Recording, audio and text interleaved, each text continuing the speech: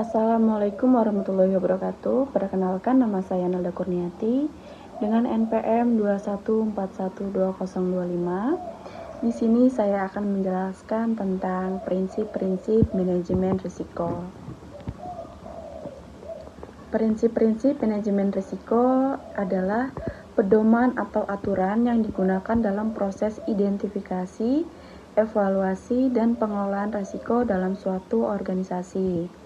Prinsip-prinsip ini bertujuan untuk membantu organisasi dalam mengelola risiko dengan cara yang efektif dan efisien. Prinsip-prinsip manajemen risiko dapat membantu organisasi untuk mengidentifikasi risiko-risiko yang mungkin terjadi, mengevaluasi dampaknya, dan mengambil langkah-langkah yang diperlukan untuk mengurangi atau menghilangkan risiko. Yang pertama ada prinsip proaktif. Prinsip ini menekankan pentingnya untuk secara proaktif mengidentifikasi dan mengelola risiko sebelum mereka menjadi masalah yang lebih serius. Dengan pendekatan proaktif, organisasi dapat mengantisipasi dan merencanakan tindakan yang tepat untuk mengurangi dampak risiko. Selanjutnya, prinsip terintegrasi. Prinsip ini menekankan pentingnya integrasi manajemen risiko ke dalam proses bisnis organisasi secara menyeluruh. Manajemen risiko harus menjadi bagian integral dari setiap keputusan dan aktivitas organisasi.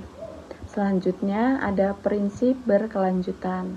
Nah, prinsip ini juga menekankan bahwa manajemen risiko harus menjadi proses yang berkelanjutan dan terus-menerus dievaluasi dan diperbarui sesuai dengan perubahan lingkungan bisnis dan teknologi. Prinsip berbasis bukti. Prinsip ini juga menekankan pentingnya penggunaan data dan informasi yang valid serta akurat dalam proses manajemen risiko. Keputusan yang diambil harus didasarkan pada bukti-bukti yang kuat dan relevan. Selanjutnya ada prinsip tanggung jawab. Prinsip ini menekankan bahwa setiap orang dalam organisasi memiliki tanggung jawab untuk mengidentifikasi, melaporkan, dan mengelola risiko sesuai dengan peran dan tanggung jawab masing-masing. Prinsip proporsional. Prinsip ini juga menekankan bahwa tindakan yang diambil untuk mengelola risiko harus sebanding dengan tingkat risiko yang dihadapi. Tindakan yang diambil harus seimbang antara biaya, waktu, dan sumber daya yang diperlukan dengan tingkat risiko yang ada. Selanjutnya ada manfaat daftar kerugian potensial. Yang pertama ada mengingatkan manajer risiko mengenai kerugian yang dapat menimpa bisnisnya. Yang kedua, sebagai dasar penentuan teknik menanggulangi risiko. Dan yang ketiga ada sebagai bahan pembanding dalam evaluasi program penanggulangan risiko yang telah dilakukan selama ini. Selanjutnya ada sumber-sumber risiko. Yang pertama ada lingkungan fisik, bangunan yang dimakan usia sehingga menjadi rapuh, sungai yang bisa menyebabkan banjir, gempa bumi, badai, dan topan.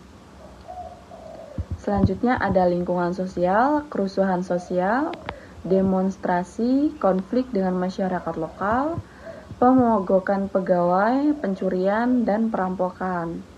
Selanjutnya ada lingkungan politik, perubahan perundangan, perubahan peraturan, konflik antar negara yang menyebabkan boikot produk. Selanjutnya ada lingkungan legal, gugatan karena gagal mematuhi peraturan dan perundangan yang berlaku. Selanjutnya ada lingkungan operasional, kecelakaan kerja, kerusakan mesin, kegagalan sistem komputer, serangan virus terhadap komputer. Dan yang terakhir, ada lingkungan ekonomi, keluasan ekonomi, dan inflasi yang tidak terkendali. Metode identifikasi resiko. Metode kuesioner dengan respon yang luas. Metode financial statement dengan menganalisis masing-masing rekening dalam laporan keuangan akan dapat diidentifikasi resiko yang pernah terjadi. Selanjutnya, metode flowchart menganalisis peta alur kegiatan operasi perusahaan mulai dari pemasok, produksi, penyimpanan, sampai dengan konsumen. Selanjutnya ada metode inspection, langsung mengamati bekerjanya mesin, alat lingkungan, dan kebiasaan kerja karyawan. Metode interaction, antar bagian laporan dari berbagai bagian dalam perusahaan. Dan yang terakhir, metode statistik, yaitu mendasarkan pada data statistik masa lalu. Nah, di sini ada 6 tipe resiko yang penting. Resiko komoditas, yaitu harga komoditas yang jatuh padahal perusahaan memegang komoditas tersebut.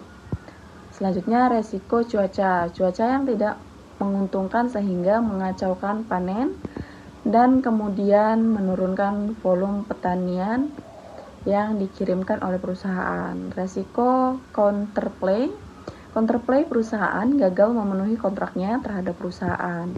Resiko lingkungan, perusahaan menghadapi tuntutan hukum karena perusahaan dituduh merusak lingkungan.